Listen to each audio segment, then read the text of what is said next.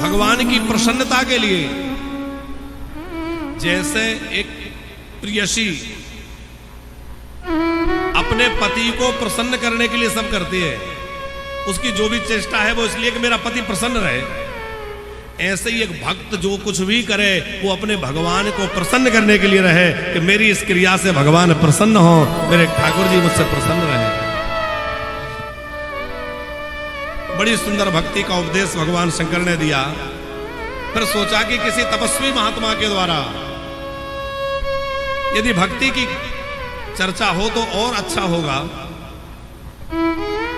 तो भगवान शंकर कथा सुनने की इच्छा हुई तो माता सती को लेकर के और अगस्त ऋषि के आश्रम में पधारे।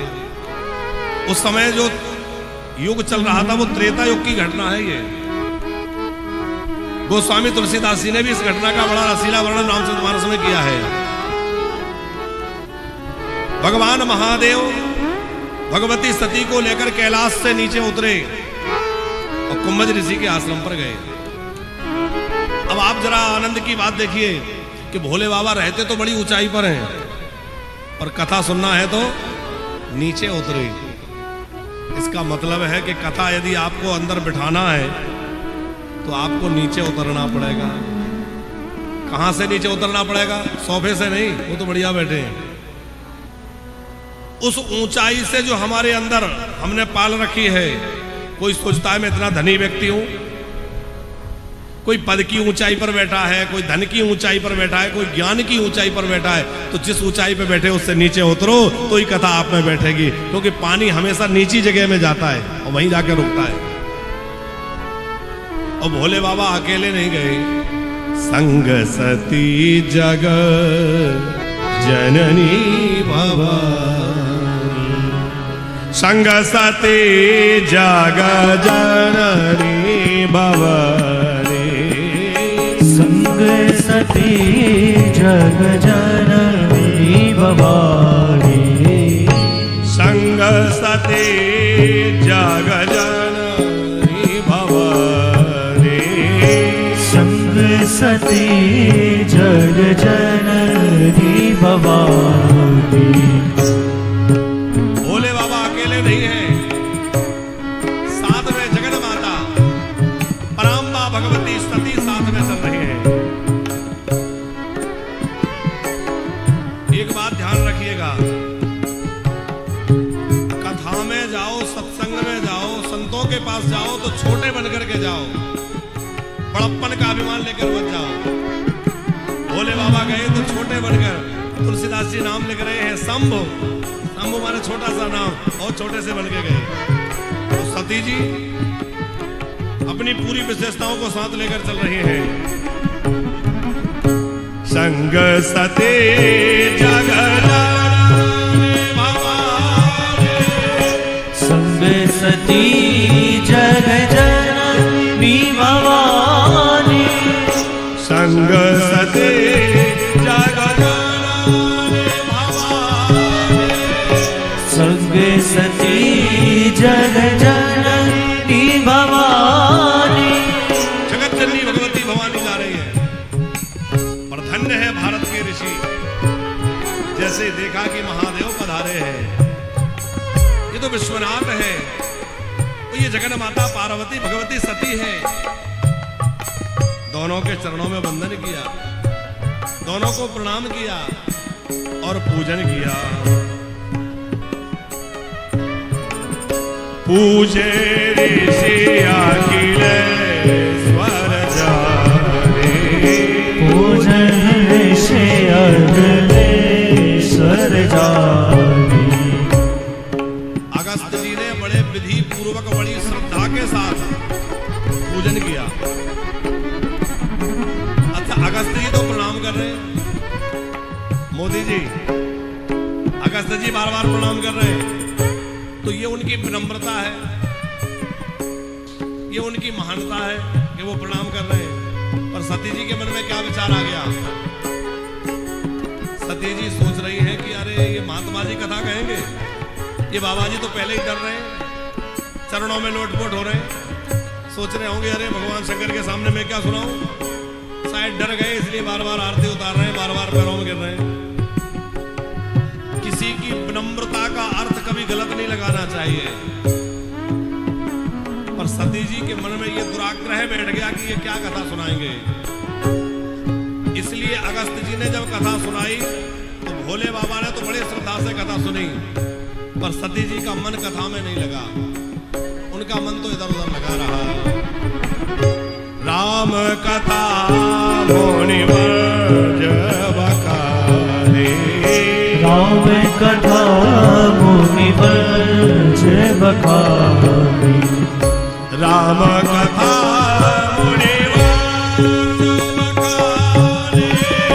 राम कथा मुनिवर जब बखाने, सुनी महेश परम सुखमानी, सुनी महेश परम सुखमानी, सुनी महेश परम सुखमानी, सुनी महेश परम सुखमानी, सुनी महेश परम सुखमानी, सुनी महेश परम सुखमानी,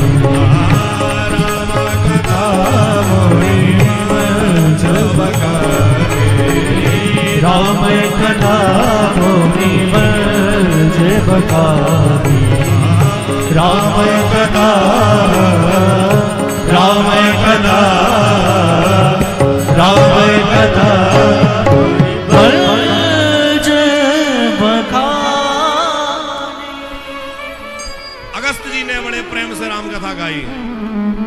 भगवान शंकर ने तो बड़े प्रसन्न होकर सुनी, पर सती माता का ध्यान कथा में नहीं लगा, मन कथा में नहीं लगा। उसके बाद बोले बाबा अगस्त जी से विदा लेने लगे और पूछा कि आपने इतनी बढ़िया कथा सुनाई है तो मैं आपको दक्षिणा क्या दूं, क्योंकि जैसी कथा वैसी दक्षिणा होना चाहिए। ऋषि अगस्त ने कहा महादेव आपको जो सबसे अधिक प्रिय वस्तु है वह मुझे दे दीजिए। और भगवान शंकर को सबसे प्रिय क्या है? भगवत भक्ति। तो भगवान की भक्ति का वरदान भगवान शंकर ने अगस्त ऋषि को दिया। अगस्त ऋषि को राम भक्ति का वरदान देकर के भगवान शंकर लौटे।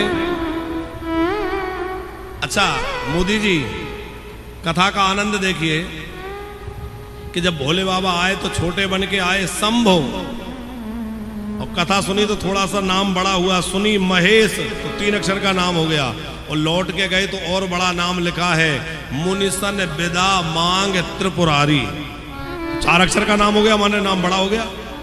कथा सुन के प्रमोशन हो रहा है। और सती जी ने कथा नहीं सुनी तो क्या कह रहे हैं? आई थी तब तो कह रहे थे जगजननी भवानी, और लौटी तब चले भवन संग दक्ष कुमारी। बोले जो दक्ष अभिमानी है उसकी बेटी साथ जा रही है। अभिमान में भर के कथा नहीं सुनी। अब उसी समय बड़ी सुंदर लीला हुई। क्या लीला हुई? बोले भगवान राम दंडक वन में लीला कर रहे हैं। जानकी जी का हरण हो चुका है। श्री राम और लक्ष्मण जानकी जी की खोज कर रहे हैं, और राम जी बड़े जोर जोर से हा जानकी कह के रो रहे हैं। राम जी को रोते हुए देखा, भोले बाबा के हृदय में प्रेम उमड़ आया। कथा सुन के आए हैं तो दर्शन की लालसा बढ़ गई थी। और कथा सुनने का फल यही है कि कथा सुनने के बाद हमें भगवान के दर्शन की चाह मन में आ जाए। कथा सुनने के बाद भगवान के दर्शन की लालसा मन में जगे। यदि कथा सुनने के बाद भी भगवान के दर्शन, भगवान के मिलन की इच्छा नहीं हुई तो अभी हमने कथा ठीक से सुनी नहीं है। भोले बाबा के मन में बड़ी इच्छा है कि कहीं भी दर्शन होए, पर राम जी तो बड़े गुप्त रूप में अवतरित हुए हैं, मनुष्य बन के लीला कर रहे हैं। यदि मैं इनके पास जाऊंगा, प्रणाम करूंगा, इनसे मिलूंगा तो सारी दुनिया को लग जाएगा अरे ये तो परमात्मा है, भोले बाबा मिलने आए थे। तो भोले बाबा ने जहां है वहीं से हाथ जोड़ करके राम जी को प्रणाम किया। जय सच्चिदानंद जगपाल जय सच्चिदानंद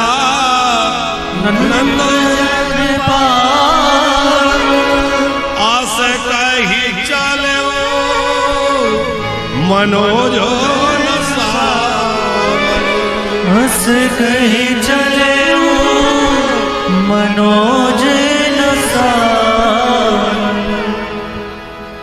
सच्चिदानंद प्रभु की जय हो, सच्चिदानंद भगवान की जय हो। इस तरह से बोलते हुए भोले बाबा जहां है वहीं से प्रणाम किया। शिव महापुराण में लिखा है पूर्ण कामंबराधीनम प्राणमत्सम उदाहरा रामं भृजंतम विपले सलक्ष्मणम उदारधि। लक्ष्मण जी के सहित राम जी को देखा, भोले बाबा वहीं से प्रणाम करने लगे। अच्छा देखो, राम जी के और भोले बाबा के अनेक तरह के संबंध हैं। राम जी कहते हैं कि भोले बाबा मेरे इष्ट हैं, और भोले बाबा कहते हैं कि राम जी मेरे इष्ट हैं। तो भोले बाबा स्वामी भी हैं और भोले बाबा सेवक भी हैं, और भोले बाबा सखा भी हैं, मित्र भी हैं। तो राम जी ने मित्र के भाव से भोले बाबा से कहा कि बाबा दर्शन की मिलने की इतनी इच्छा है तो आ जाइए ना, आते क्यों नहीं है?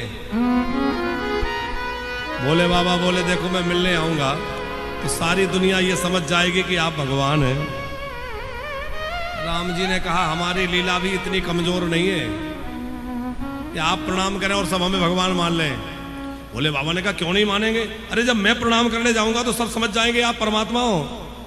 राम जी बोले देखो सारी दुनिया को तो बाद में समझाना कि मैं भगवान हूं, पहले अपनी पत्नी को समझा लो मैं भगवान हूं तो जाने। अच्छा एक बात ध्यान रखना, आप सारी दुनिया को समझा सकते हैं, क्यों मोदी जी? सब दुनिया को समझाया जा सकता है पर किसको नहीं समझाया जा सकता? अब मोदी जी कह रहे हैं हम कुछ नहीं कहेंगे। 3 लोगों को नहीं समझाया जा सकता, एक तो अपने पड़ोसी को, एक अपने परिवार को, और एक अपनी श्रीमती जी को। उनको समझाना बहुत मुश्किल है। अच्छा भोले बाबा से नहीं समझी, एक बात ये भी ध्यान रखिएगा कि हमसे ना समझें तो परेशान ना हो, क्योंकि जब भगवान शंकर समझाने वाले त्रेता युग जैसा समय और भोले बाबा से नहीं समझी तो हमसे ना समझे तो इसमें परेशान होने की क्या बात है? भोले बाबा ने कहा देवी तुम्हारे अंदर कुछ परेशानी दिख रही, क्या बात है? सती जी के मन में लग रहा है अरे ये एक मनुष्य को प्रणाम कर रहे हैं, ना इनमें सत्य दिख रहा, ना चित्त दिख रहा, ना आनंद दिख रहा। सच्चिदानंद कह रहे हैं परमात्मा तो ज्ञान स्वरूप होता है और रोना धोना ये तो अज्ञानियों का काम है। राम जी इतने जोर जोर से क्यों रो रहे हैं? अच्छा राम जी बहुत जोर जोर से रोए, मोदी जी क्यों रोए? श्री तुलसीदास जी ने कवितावली में एक बड़ी सुंदर बात लिखी है। बोले जो आसपास रहने वाले ऋषि मुनि थे पंचवटी के, वो सब पंचवटी पे आते थे और राम जी के साथ जानकी जी को देखते कि जानकी जी खूब आश्रम को सजा के रखती हैं, संवार के रखती हैं, अतिथि आए तो उनका सत्कार करती हैं और बड़ी सेवा करती हैं। तो उन तपस्वी तपोधन महात्माओं के मन में भी विचार आया कि भाई हम लोग भी यदि ग्रस्त हो जाएं तो हमारे घर में भी गृहिणी रहेगी, वो भी हमारे आश्रमों की देखभाल बढ़िया से करेगी, आश्रम का काम सब ठीक ठाक हो जाएगा, तो क्यों ना हम लोग भी गृहिणी रख लें। कुछ महात्माओं ने कहा भाई इतनी स्त्रियां मिलेंगी कहां, हम बाबाओं को कौन विवाह करेगा? एक महात्मा बोले सुनो, राम जी के चरणों में चमत्कार है। एक शिला से राम जी के चरण छू गए थे तो वो नारी बन गई थी। यहां तो पर्वत है, शिलाओं की कोई कमी तो है नहीं, तो हम लोग वो शिलाएं ला ला के रख लेते हैं। एक दिन राम जी का निमंत्रण करेंगे, राम जी से सब शिलाओं को छुआएंगे, वो सब स्त्रियां बन जाएंगी, हम सब उनसे ब्याह कर लेंगे। अब वो महात्मा सब इसी काम में लग गए, शिलाएं बढ़िया बढ़िया ला ला के रखने लगे। राम जी ने कहा लक्ष्मण आजकल कुछ महात्माओं का आना कम हो गया। लक्ष्मण जी बोले जरा वो सब अपने अपने काम में लग गए। राम जी को जब पता चला, राम जी सोचने लगे हम तो इन महात्माओं से तपस्या ज्ञान वैराग्य की चर्चा सुन रहे थे और इन्होंने हमारे ग्रस्त होने से गृहस्थी की शिक्षा ले ली। उसी समय असली जानकी तो अग्नि में प्रवेश कर गई। छाया जानकी को रावण ने हरण कर लिया और राम जी बड़ी जोर जोर से रोए। और जो महात्मा सुने कौन रो रहा है, बोले राम जी रो रहे हैं। महात्माओं ने सब सिलाएं फेंक दी। बोले भैया जब विवाह के बाद राम जी जैसों को रोना पड़ता है, हमें भी रोना पड़ेगा, हमें चक्कर में नहीं पड़ना। तो रो रो के राम जी उन महात्माओं को दिखा रहे हैं कि भैया ये जितना बढ़िया दिखता है उतना बढ़िया जीवन नहीं है। बाहर से तो दिखता है बड़ी मौज है, पर वो तो जिसके पास बैठो उसका पता चलता है कि क्या परेशानियां गुजर रही है? तो राम जी बड़ी जोर जोर से रो रहे हैं। सती जी को उनको रोते हुए देख करके भ्रम हो गया, ये परमात्मा कैसे हो सकता है, ये ब्रह्म नहीं हो सकता। भोले बाबा ने समझाया, देवी तुम इनके ऊपर संदेह मत करो। देखो भगवती सती, तुम मुझसे पूछती हो ना किसका भजन करते हो, मैं जिनका भजन करता हूं ये वही हैं। अभी अभी हम जिन अगस्त ऋषि जी की यहाँ कथा करने सुनने गए तो अगस्त जी ने जिन राम जी की कथा सुनाई वो राम जी कोई और नहीं है, वो यही हैं। अच्छा आप विचार करिए कि सती जी ने राम जी की कथा वहां अगस्त जी से ठीक से सुनी होती तो क्या राम जी के चरित्र पर संदेह होता? पर संदेह उसी को होता है जो कथा ठीक से नहीं सुनता, और जो कथा सही से सुनता है उसका तो संदेह छिन्न भिन्न हो जाता है। हरे तेरा भी संशय भागेगा, तेरा भी संशय भागेगा। श्री पार्वती जथा की जय जय राम कथा, जय श्री राम कथा, हो जय जय राम कथा, हो जय श्री राम कथा। राम कथा सुंदर कर तारी, जैसे पक्षी बैठे हो और कोई ताली बजा दे तो पक्षी भाग जाते हैं, उसी प्रकार हमारे अंदर जो संशय है वो कथा सुनने से सारे संशय समाप्त हो जाते हैं। भगवान महादेव कह रहे हैं, शृणु मद वचनम देवी न विश्वसिति चेन्मनः, स्वयं राम परीक्षामि कुरु तत् स्वयाधियम्। हे देवी सती, तुम्हारे मन में यदि विश्वास नहीं हो रहा तो अविश्वास लेकर जाओगी, संशय लेकर जाओगी तो विश्राम नहीं मिलेगा। इसलिए तुम इनकी परीक्षा ले लो, जैसे तुम्हारा संदेह मिटे वो कर लो, पर संदेह लेके साथ मत चलना। क्यों? संदेह बना रहेगा तो तुम्हारे मन में बार बार गलत विचार आएंगे जिससे अपराध बनेगा। इसलिए तुम अपना संदेह मिटा लो कि जेहि विधि में जैसे जाए मोह भ्रम भारी, जैसे जाए मोह भ्रम भारी। करहो सो जतन विवेक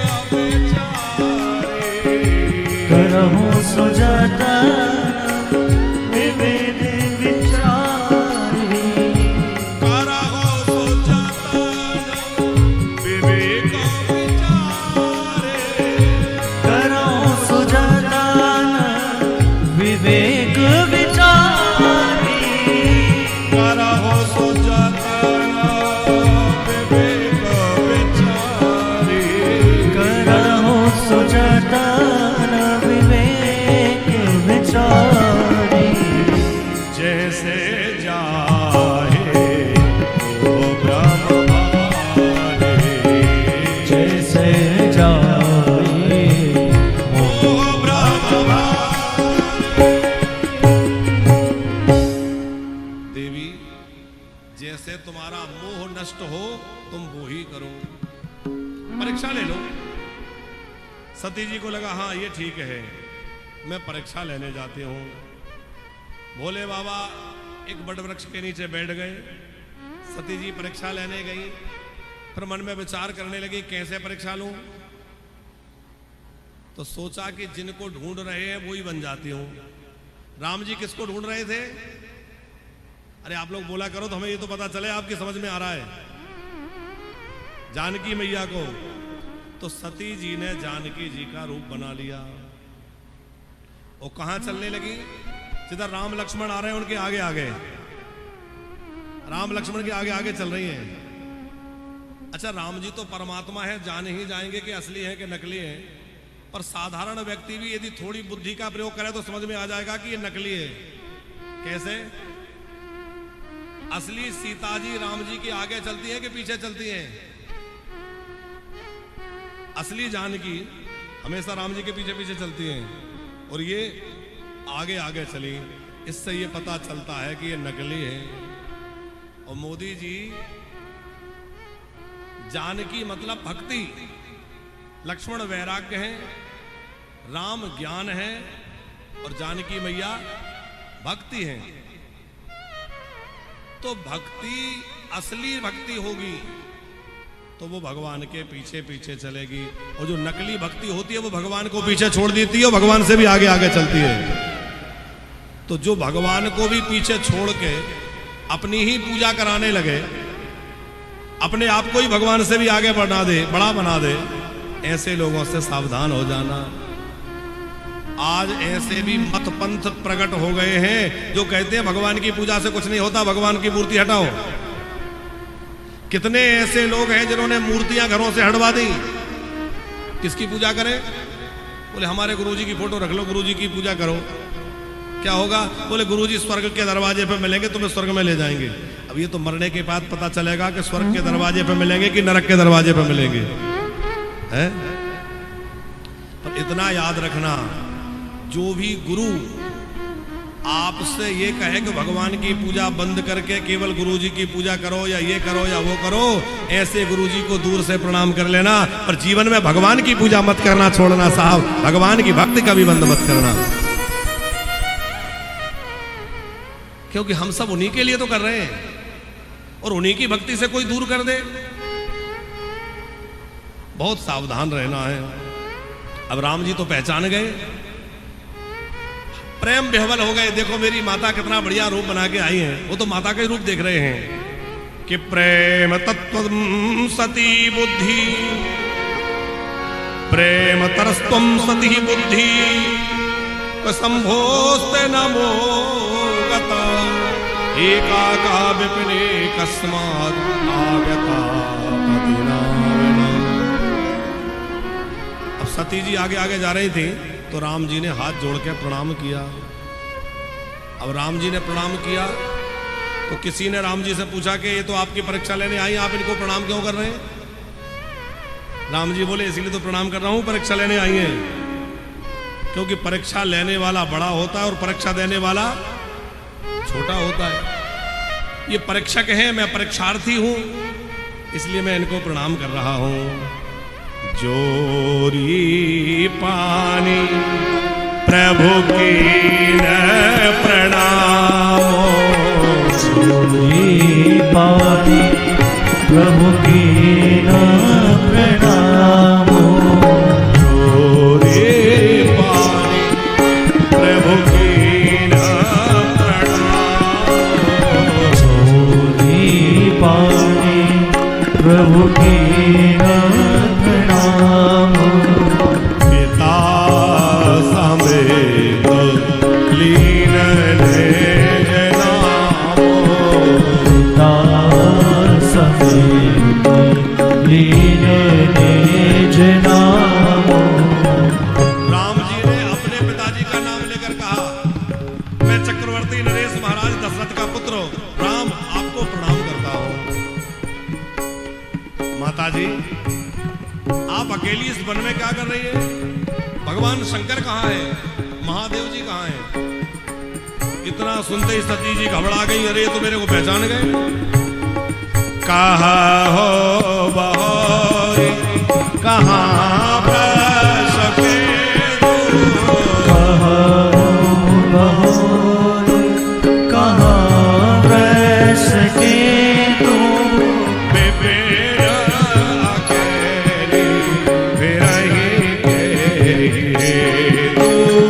विपिन अकेले विरही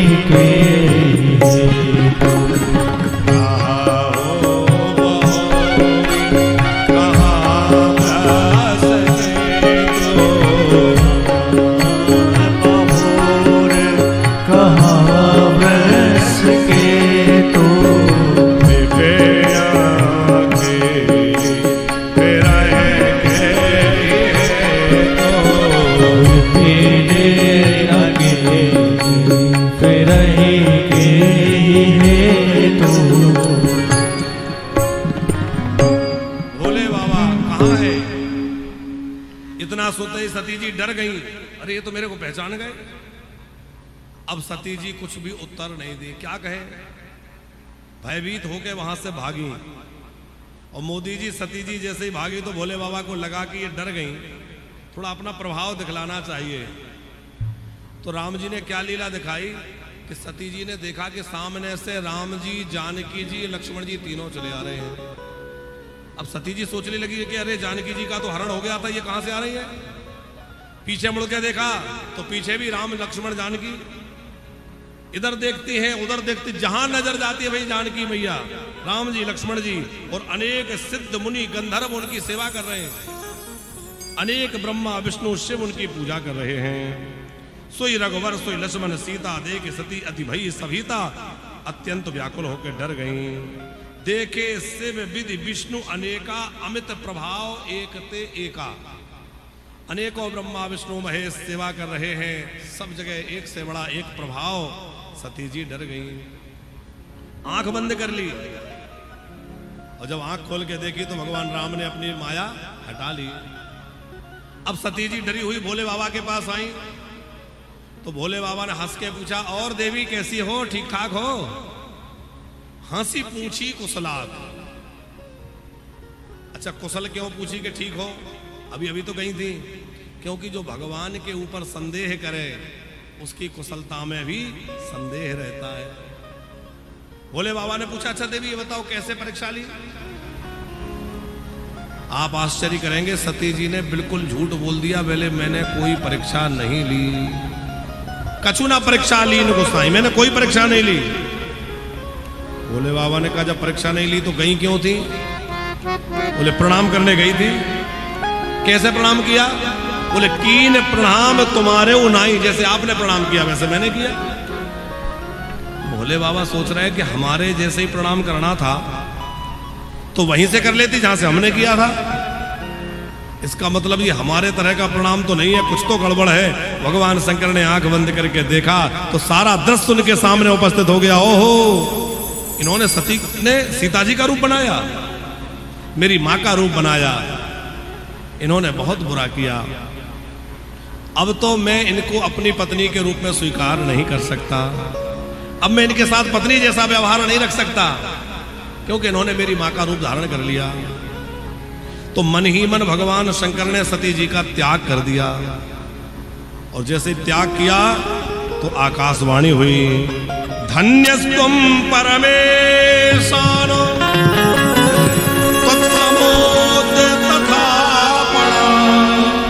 नालोक्यं स्त्रीलोकस्मिन् महायोगी महाप्रभो। महादेव धन्य हो, धन्य हो, धन्य हो, ऐसा तुम्हारे समान प्रण और कौन कर सकता है। सती जी ने पूछा, अच्छा बताओ क्या प्रतिज्ञा करी।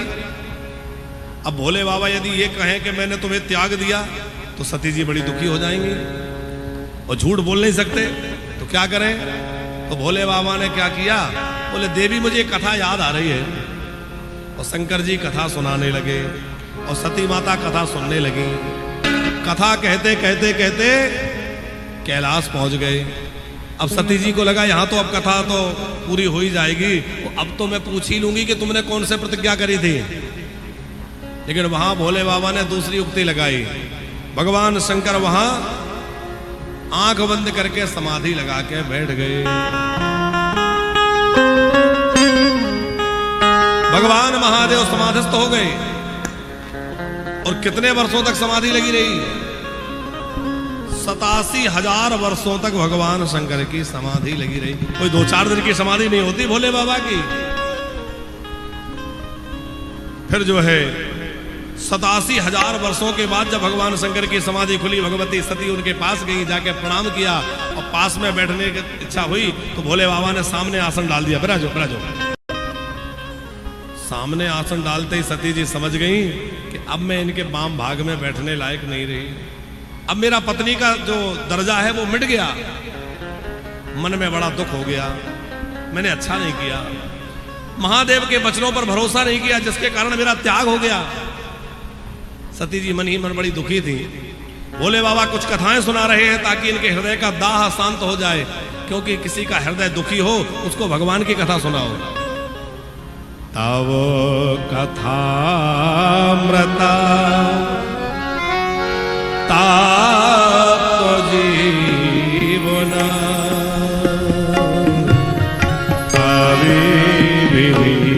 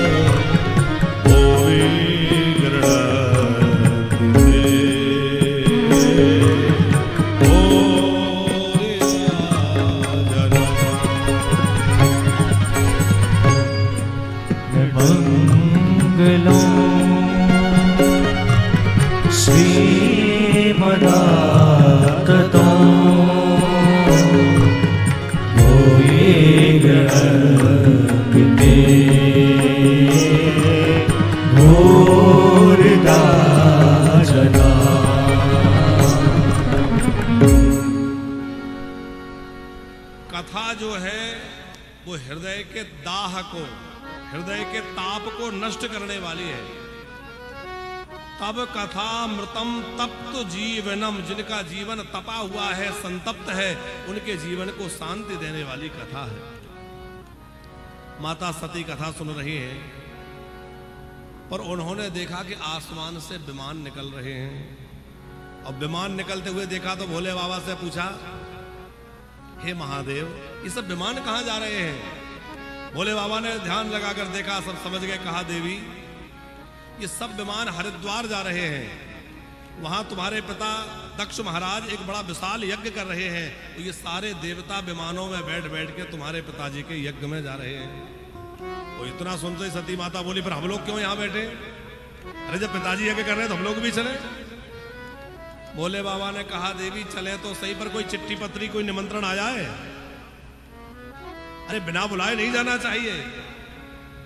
सती जी बोली, बात तो आपकी ठीक है, पर क्या माता पिता के घर भी बुलाने की प्रतीक्षा करनी चाहिए? देखो, कुछ स्थान ऐसे हैं जब बिना बुलाए भी जा सकते हैं। कहां कहां? माता जी के घर, माता पिता के घर, गुरुजी के घर। गुरुजी के यहाँ कोई उत्सव हो रहा है, आश्रम में कोई उत्सव हो रहा है, तो जरूरी नहीं है निमंत्रण आए तो ही जाओ। माता पिता के यहाँ कोई उत्सव हो रहा है, कोई आयोजन है, बिना बुलाए पहुंच जाओ। अपने मित्र के घर कोई उत्सव हो रहा है तो मित्र के यहाँ बुलाने की प्रतीक्षा मत करो। हमारा जो स्वामी है, मालिक है, वो बिना बुलाए भी यदि उनके घर में कोई कार्य है, उत्सव है, तो हमें पहुंच जाना चाहिए। तो माता पिता के यहाँ, गुरुजी के यहाँ, मित्र के यहाँ और राजा अथवा स्वामी के यहाँ बिना बुलाए भी चले जाना चाहिए। भोले बाबा ने कहा, देवी बात तो तुम्हारी ठीक है कि इन स्थानों में बिना बुलाए जा सकते हैं, जाना चाहिए, लेकिन जहां कोई विरोध मानता हो, हमारे जाने से उनको तकलीफ होती हो, ऐसी जगह मत जाओ। भाई जाओ वहां जहां हमारे जाने से लोगों को प्रसन्नता हो।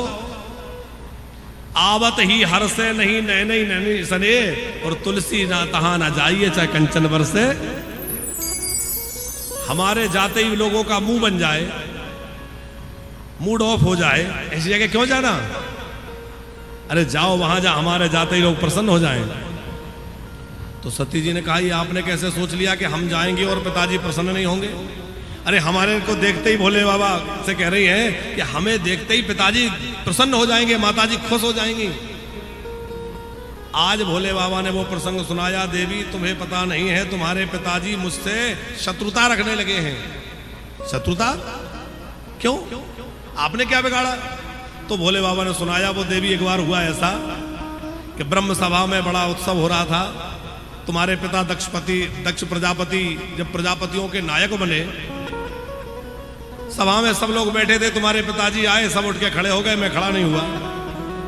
अब मैं तो इसलिए खड़ा नहीं हो पाया कि मुझे कुछ पता ही नहीं लगा कि कौन कब आया, क्योंकि आंख बंद थी, ध्यान लगा था। तुम्हारे पिताजी को लगा मेरा अपमान हो गया, अपने आप को अपमानित मानते हुए उन्होंने मुझे श्राप दे दिया कि तुम्हें यज्ञों में भाग ना मिले, तुम्हें देवताओं के साथ यज्ञ भाग ना प्राप्त हो। अब आप जरा विचार करो कि इतने दिन पहले दक्ष महाराज ने शंकर जी का अपमान किया था और श्राप दिया था, पर भोले बाबा ने आकर के सती जी से उसकी चर्चा नहीं करी। आजकल की बात होती तो थोड़ा सा इधर उधर हो जाए और इतना हो जाए कि घर के लोग ब्रेकफास्ट कर लें और दामाद जी रह जाएं, तो ही पारा गरम हो जाता है। अच्छा, ऐसा स्वागत होगा ससुराल में, सब लोग खा के बैठे, हम भूखे घूम रहे हैं। तो ससुराल में आके थोड़ा मामला अलग ही तरह का रहता है, और रहना भी चाहिए, सम्मान और सत्कार की जगह है। पर कदाचित कोई ऊंच नीच हो भी जाए, कोई ऐसी बात हो भी जाए, तो इसका मतलब ये तो नहीं कि जाके अपनी पत्नी से झगड़ा करें कि तेरे मायके में ऐसा हुआ, तेरे पिता ने ऐसा किया ना। भोले बाबा ने जाके सती जी से कभी कहा ही नहीं, पर आज चर्चा निकली तो बात कही कि देखो तुम्हारे पिताजी हमसे नाराज हैं। सती जी ने कहा कोई बात नहीं है, पिताजी हैं, बड़े हैं, हम लोग जाके मना लेंगे। भोले बाबा ने बहुत समझाया, देवी ऐसे जाओगी तो गड़बड़ हो जाएगी, नहीं जाना चाहिए। तदपि विरोध मान जहां कोई, तहां गए कल्याण न होई। और सती जी का बहुत आग्रह रहा कि देखो हम लोग नहीं जाएंगे तो ये विवाद और बढ़ेगा, हम जाकर के समझा लेंगे। भोले बाबा समझ गए कि होनी बड़ी प्रबल है, इसलिए भगवान महादेव ने सती जी को रोका नहीं और कुछ गणों को भेज दिया, बोले आप लोग जाओ और इनको जो इच्छा है ले जाओ। अब शंकर जी के कुछ गण सती जी के साथ चले, जहां यज्ञ हो रहा है वहां कनखल में पहुंचे, हरिद्वार में गंगा जी के तट पर बड़ा सुंदर यज्ञ वेदी बनी है। तो पहले तो ये अपनी बहनों से मिली सती माता, और बहनें तो बड़ी हंसती हुई मिली, अरे सती तुम आ गई, हमने तो सुना था तुम्हें बुलाया नहीं, चलो बढ़िया किया तुम आ गई, देखो ठीक है नहीं बुलाया तो कोई बात नहीं, पर आ तो गई। अच्छा, कुछ लोग समाज में ऐसे होते हैं कि बहुत हमारे अपने बनते हैं, लेकिन बात ऐसी करते हैं जो बहुत ज्यादा चुभे। अब बहनें क्या कह रही है, अरे तुम्हें बुलाया नहीं, अरे कोई बात नहीं है नहीं बुलाया तो।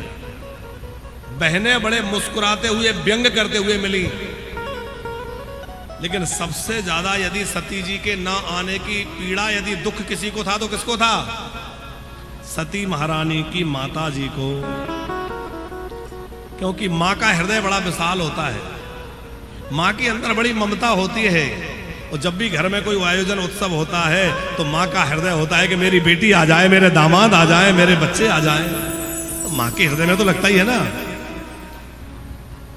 वो बड़ी दुखी बैठी थी कि ना मेरे दामाद आए ना बेटी आई, और जैसे ही उन्होंने सहसा सती जी को आते हुए देखा, उठ के हृदय से लगा लिया, सादर भाला ही मिली एक माता, सादर भाला ही मिली एक माता,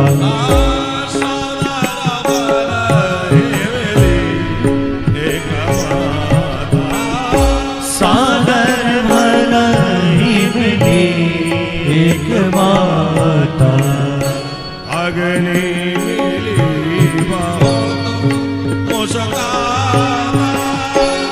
अग्नि मिली बहुत मुस्कान,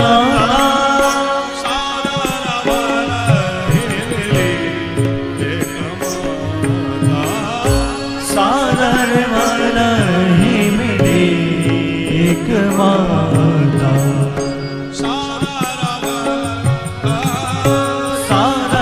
वाला हो, सादर वाला ही मिली एक माता। आदर के साथ केवल मां मिली। अच्छा, फिर सती जी को लगा चलो पिताजी से मिले, और जब पिताजी के पास दक्ष महाराज के पास पहुंची तो दक्ष ने देखते ही मुंह घुमा लिया, बात भी नहीं की, ये भी नहीं पूछा बेटी कब आई कैसी हो।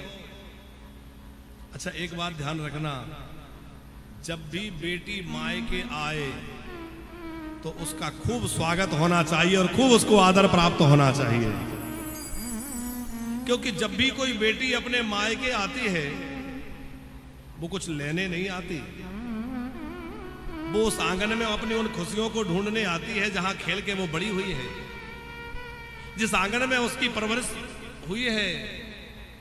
अपने परिवार, अपने माता पिता, अपने भाई भतीजे, उन सबसे मिलने के स्नेह के कारण खिंची चली आती है। और जब बेटी घर में आए और भाभी का मुंह बन जाए, सर बांध के लेट जाए, अरे हमारी तो तबीयत ठीक नहीं है, तो समझ में तो सब आता है, मगर वो सोचती कोई बात नहीं है भाभी, आप बीमार है तो मैं कर लूंगी। लेकिन कभी ऐसा मत करना, क्योंकि बेटियां जब आती हैं और बेटियों के चरण जब घर में पड़ते हैं तो घर का सौभाग्य बढ़ जाता है साहब, घर की समृद्धि बढ़ जाती है। बेटियों के पैर जिन घरों में पड़ते हैं वो घर समृद्धि से भर जाते, देवता प्रसन्न होते हैं। भांजे के चरण, बहनोई के चरण, बेटियों के चरण, महापुरुषों के चरण, ब्राह्मणों के चरण जिन घरों में पड़ते हैं उन घरों में रिद्धि सिद्धि की वर्षा होती रहती है, उन घरों में आनंद बरसता रहता है साहब। और जिन घरों में बेटियों का अपमान होता है, जिन घरों में बेटियों के आने पर लोग मुंह घुमा लेते हैं, मुंह बना लेते हैं, निरादर करते हैं, देवता दुखी हो जाते हैं, पितृ नाराज हो जाते हैं और तरह तरह के उपद्रव घर में शुरू हो जाते हैं। इसलिए देखो, आप सब किसी की बेटी हैं, सब किसी की बहन है और सब किसी की भौजाई भी है। तो भौजाई बन के कभी ऐसी गड़बड़ मत करना कि जिस दिन तुम मायके जाओ तो तुम्हें भी ऐसी सामना करना पड़े। इसलिए जब भी बेटी आए तो बड़े आदर से मिलिए। लेकिन दक्ष महाराज तो शंकर जी से इतना भारी विरोध ठान लिए थे कि शिव जी के विरोध के कारण दक्ष ने सती जी की ओर देखा भी नहीं, कोई कुशल नहीं पूछी। और सती जी को लगा कि चलो पिताजी हैं, नाराज है, समझा लेंगे। यज्ञ मंडप की ओर गई, जाके सती माता ने देखा यज्ञ में छोटे से छोटे देवता का भी भाग रखा हुआ है, पर देवादिदेव भगवान महादेव का कोई स्थान नहीं है, कोई भाग भगवान शंकर का नहीं है।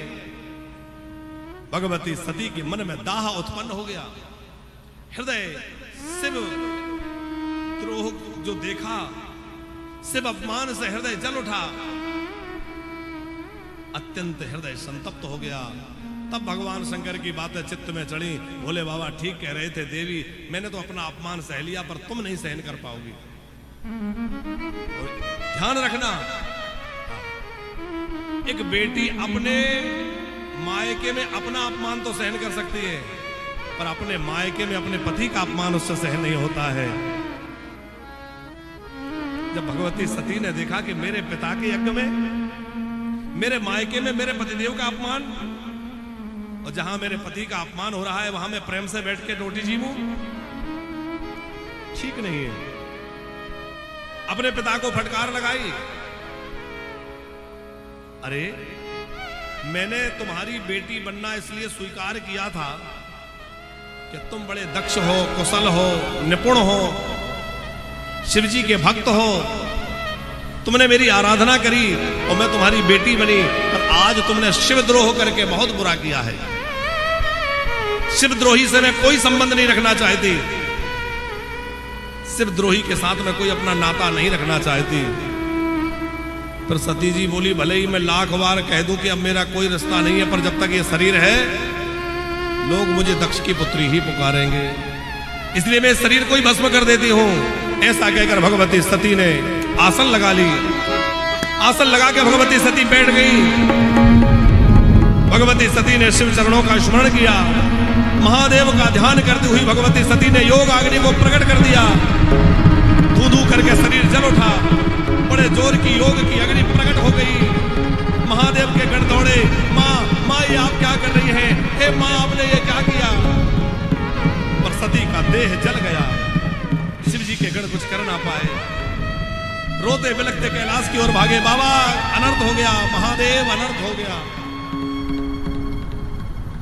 पर शिव गणों का साहस नहीं हो रहा कि शिव जी से कैसे कहें। तब नारद जी ने आकर भगवान महादेव से कहा। महादेव को रोष आ गया, महारानी सती के साथ ऐसा व्यवहार, अब ये दक्ष नहीं बचेगा।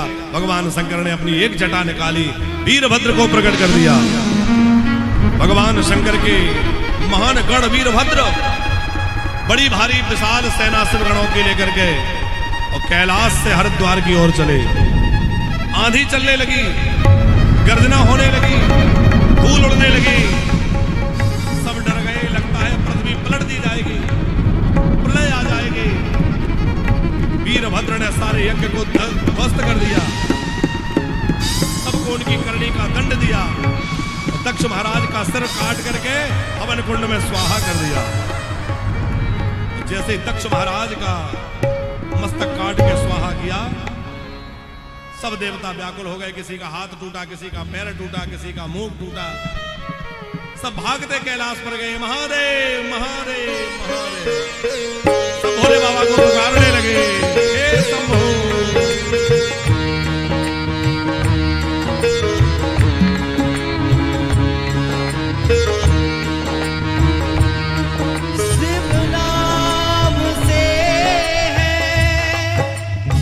जगत में उजाला, हरि भक्तों के है मन में शिवाला।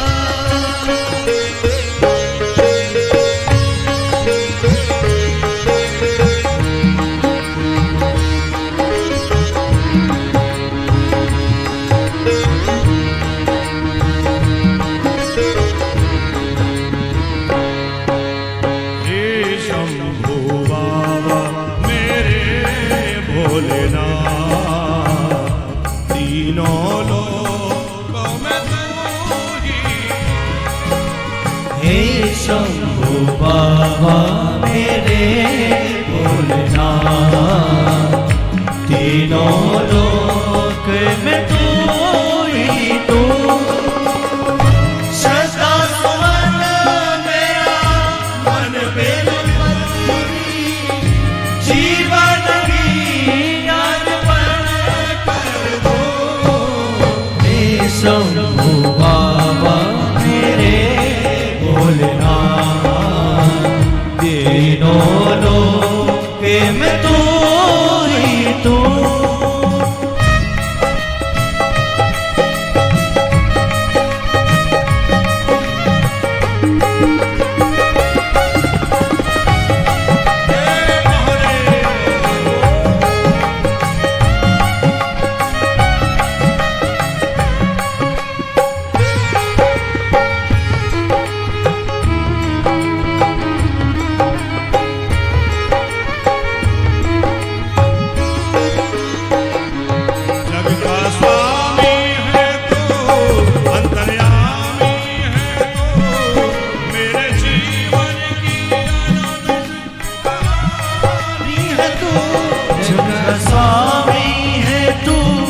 अंतर्यामी है तू, मेरे जीवन की अनमिट कहानी है तू।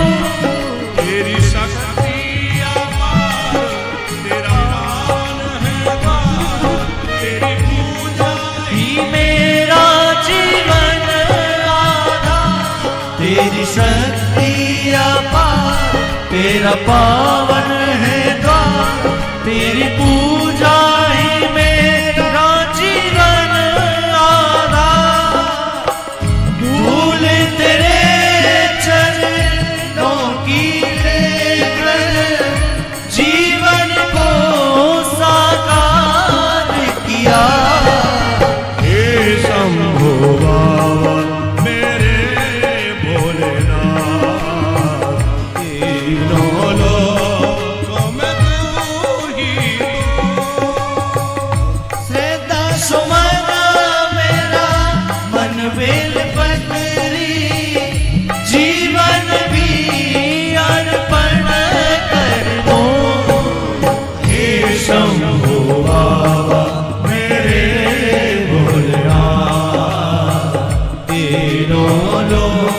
के मैं तू ही तू।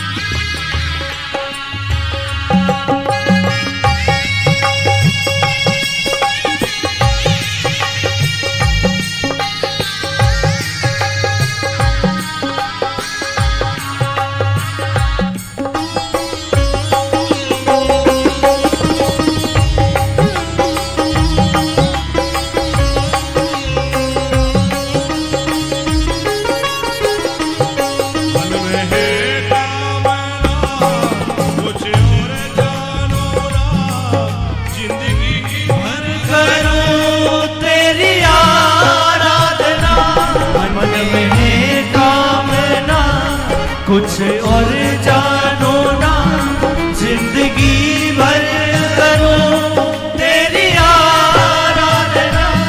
सुख की पहचानो दे तू मुझे ज्ञानो दे, प्रेम सबसे करो ये सबरदान दे। सुख की पहचान दे तू मुझे ज्ञान दे, प्रेम सबसे वरदान दे। तूने दिया बल निर्बल को, अज्ञानी को ज्ञान दिया। हे शंभो बाबा मेरे भोलेनाथ, तीनों लोक में तू ही तू। सुमन मेरा मन बेल पत्री, जीवन भी अर्पण कर दो। हे शंभो बाबा मेरे भोलेनाथ, भोलेनाथ में तू ही तू। हे शंभो बाबा मेरे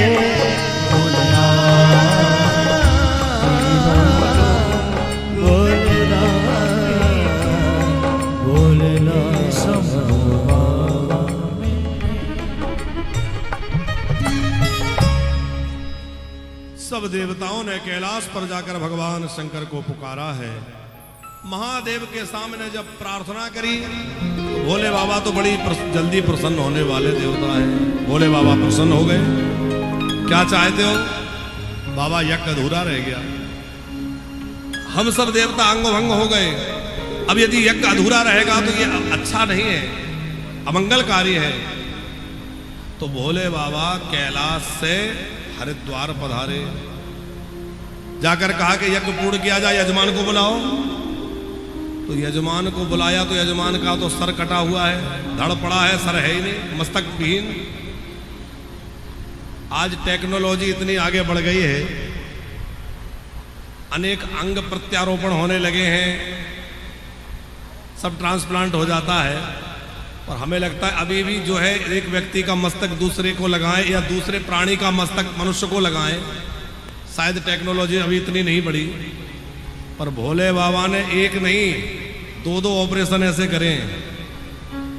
एक तो अपने ससुर जी का, दक्ष महाराज का मस्तक कट गया था तो बकरे का मुंह लगाया, और एक गणेश जी का गज का मुख लगा दिया। भगवान शंकर जैसा चिकित्सक कौन होगा, उन जैसी शल्यक्रिया कौन करेगा? भोले बाबा ने दक्ष महाराज को जीवित कर दिया, बकरे का मुख लगा दिया। अच्छा, बकरे का मुख लगाया तो दक्ष महाराज बकरे की आवाज में शंकर जी की स्तुति करने लगे। भोले बाबा को बड़े हंसी आई कि मनुष्य रूप में थे तब तो स्तुति नहीं करी, अब बकरा बन के स्तुति कर रहे हो। बकरा तो क्या करता है? मैं करता है। भोले बाबा ने बकरे का मुख क्यों लगवाया? बोले जो ज्यादा मैं करता है ना, मैं ऐसा हूं, मैं वैसा हूं, मैं ये कर दूंगा। भगवान कहते हैं ये मैं करता है, इसको बकरा ही बना दो। इसलिए ज्यादा मैं नहीं करना है। अच्छा, भगवती पराम्बा जगदम्बा से पूछा कि देवी अब आप किसको अपना पिता बनाओगी, किसको माता बनाओगी? भगवती जगदम्बा ने कहा कि मैंने दक्ष को अपना पिता बनाया था, वो तो अहंकारी निकला। अब मैं किसी ऐसे को अपना पिता बनाऊंगी जो अपनी गोद में मेरे पतिदेव को बिठाए। तो हिमालय की गोद में भगवान शंकर विराजमान होते, इसलिए हिमालय को अपना पिता बनाया। और मां किसको बनाया? बोले वो बहुत मैं करता था। अब मैं जिसको मां बनाऊंगी वो उसका नाम है मैं ना, जो मैं नहीं है, मैना महारानी। ये मैना महारानी कौन है? शिव महापुराण में इनकी बड़ी विस्तृत कथा है कि पितरों की 3 कन्याएं हैं, मैना, धन्या और कलावती। मोदी जी बड़ी अच्छी कथा है, ध्यान से सुनिएगा। ये तीनों एक बार बैकुंठ में बैठी हुई थी। सनकादिक भगवान का दर्शन करने आए तो ये उठ के खड़ी नहीं हुई। जब ये खड़ी नहीं हुई तो सनकादिक को बड़ा बुरा लगा कि तुम्हारे अंदर इतना भी शिष्टाचार नहीं है कि जब कोई बड़े आए तो उठ के खड़े हो जाना चाहिए। तुम स्वर्ग में यहाँ देवताओं के बीच में रहने लायक नहीं है, जाओ पृथ्वी पे चली जाओ। तीनों ने क्षमा मांगी कि देखो अपराध हो गया, पर हमें वहां मत भेजिए। तो सनकादिक ने कहा कि देखो हमें अचानक क्रोध आया और श्राप लगा, ये भगवान की ही इच्छा है। तुम तीनों पृथ्वी पर तो जाओगी, पर तुम तीनों के गर्भ से महान शक्तियां जन्म लेंगी। कौन कौन लेंगी? बोले जो धन्या नाम की देवी है वो सीरध्वज जनक की पत्नी बनेगी और इनके यहाँ पराम्बा भगवती जानकी के रूप में प्रकट होंगी। कि धन्यश्चो सीताया सीरध्वजो जनक वंशजा जीवन मुक्तो महायोगी वैकुंठम च गमिष्यति। जो कलावती नाम की कन्या है, कहा कि ये कलावती जो है ये वृषभानु नाम के गोप की पत्नी बनेगी। कलावती वृषभानस्य कौतिकान् कन्यया सह जीवन मुक्ता च गोलोकम गमिष्यति न संशया। ये जो कलावती है ये वृषभानु गोप की पत्नी बनेगी और इनके यहाँ भगवती श्री राधा रानी प्रकट होंगी जो श्री कृष्ण की पत्नी होंगी। कलावती सुता राधा साक्षात गोलोक वासिनी गुप्त स्नेह निबंधा सा कृष्ण पत्नी भविष्यति। और तीसरी जो मैना नाम की है, यह दक्ष महाराज के, यह मैना नाम की जो है ये हिमालय राज की पत्नी बनेंगी और इनके यहाँ साक्षात भगवती पराम्बा जगदम्बा इनकी पुत्री पार्वती बनके प्रकट होंगी। तीनों पृथ्वी लोक पर चली आई। समय आने पर तीनों का विवाह हुआ और मैना महारानी जो है इनका विवाह हिमालय राज से, हिमाचल महाराज से हुआ। इन्होंने पहले कठोर तप किया, बाद में इनके यहाँ 100 पुत्र हुए जिनमें सबसे बड़े बेटे का नाम है मैनाक, जो मैनाक पर्वत है हिमालय के पुत्र हैं। फिर इनकी साधना से भगवती पराम्बा मैना महारानी के गर्भ में आई। देवताओं ने आकर के उस गर्भ की स्तुति करी। दुर्गे जय जय प्राज्ञे जगदम्बे महेश्वरी सत्यव्रते सत्य परेत्र सत्य सत्य रूपिणी। बार बार सत्य सत्य कह करके जगदम्बा की प्रार्थना गर्भ में करी। और फिर बसंत ऋतु में हिमालय राज ने उनका खूब आदर सत्कार किया और नारद जी ने बेटी का नामकरण किया। छोटी सी बच्ची, कहा कि इनके अनेक नाम होंगे, नाम उमा अंबिका भवानी, ऐसे इनके अनेक नाम होंगे। ये महान पतिव्रता होगी। खूब बच्ची के गुण को जब बहुत ज्यादा हो जाए तो फिर लगता है कि भाई अब तो बोलना ही पड़ा। प्रेम से सुनने वाले इतने दूर से आए और यहाँ बातों में लगे, ये सब बढ़िया बारात निकलेगी, सब अच्छा होगा, बैठो चुपचाप। बोले सत्यदेव शंकर भगवान की जय।